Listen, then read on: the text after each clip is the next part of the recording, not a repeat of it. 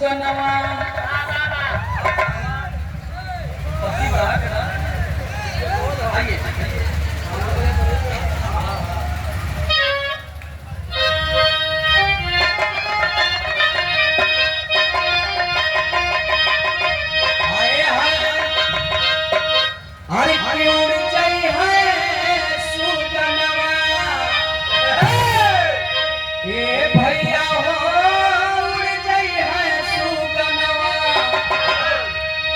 तब पिंजरा के छोड़ के उड़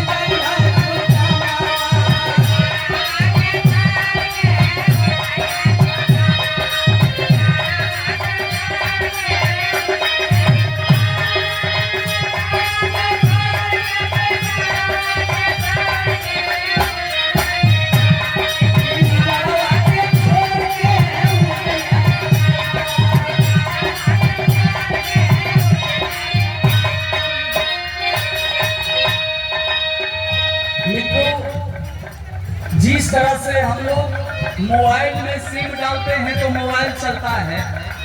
मोबाइल जो है उसमें जब तक आप एक छोटा सा सिम नहीं डालिएगा तो आपको 50,000 का मोबाइल काम नहीं करेगा। उसी तरह से शरीर जो है मोबाइल है और इसमें जो आत्मा है जो वास कर रहा है वो सिम कार्ड है। किसी से फोन होता है, बात कर रहे हैं, हर चीज है, लेकिन किसी न किसी दिन आप पिंजरे में भी बंद करके रखिएगा तो जो विधि का विधान है होनी होकर ही रहता है। होनी परवल है, जिसको जिस दिन जाना होगा 1 मिनट ना 1 घंटा ना 1 दिन ना एक पल जो है बंधन है।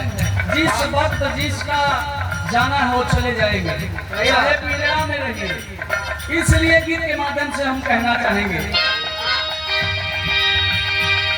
ए चाचा उड़ जाई है सुगनवा, ए भैया हो उड़ जाई है सुगनवा, तब पिंजरा के छोड़ के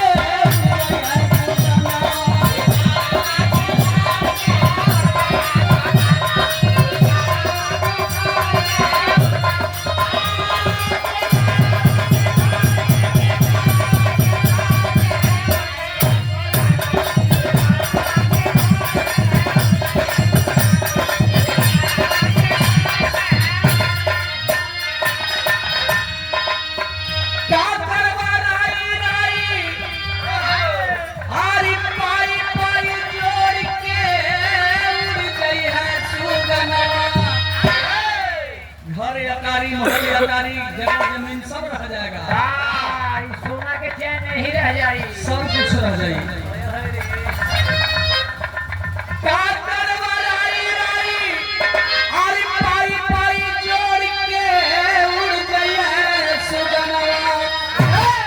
चाचा हो उड़ जाई है सुगनवा, तब पिंजरा के छोड़ के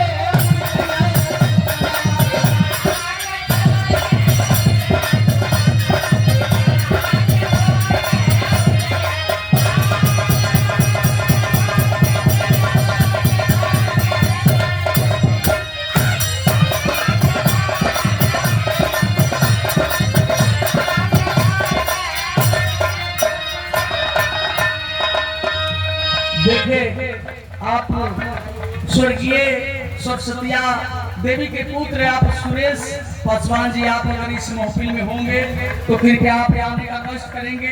यही दुनियादारी है, यही सब कुछ बा। एक माला से आपको सम्मानित किया जाएगा, कम से कम लोग पहचान लेंगे कि हाँ यही पुत्र है सुरेश बाबू। सुरेश भैया झाड़ के चल गई ले बाबूजी, हर की चली गई ले बाबूजी, हर की दुनिया में सार के चल गई ले।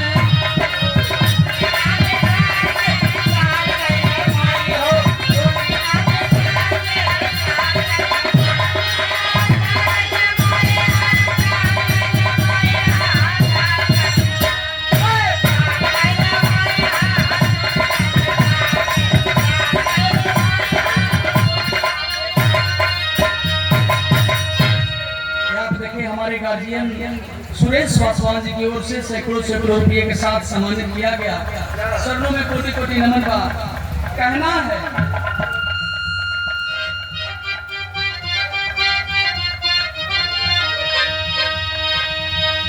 आप शोका कुल परिवार के जितने भी सदस्य हैं, इस समय बहुत कम पाए से हम नाम बोल देता नहीं। आप सुरेश पासवान, पिता प्रसाद पासवान, माता सरस्वती देवी के, आप पुत्री सुमन देवी, पुत्री पूनम कुमारी, मेहमान सनोज पासवान, कृपया आप जहाँ भी कहीं होंगे कृपया आने का कष्ट करेंगे। सनोज भैया, पुत्र सतीश कुमार, सुरेश पासवान, आप सभी को मंच के माध्यम से आह्वान किया जा रहा है। कृपया जो भी शोका कुल परिवार के सदस्य हैं कृपया बारी से आने का कष्ट करेंगे। बाबा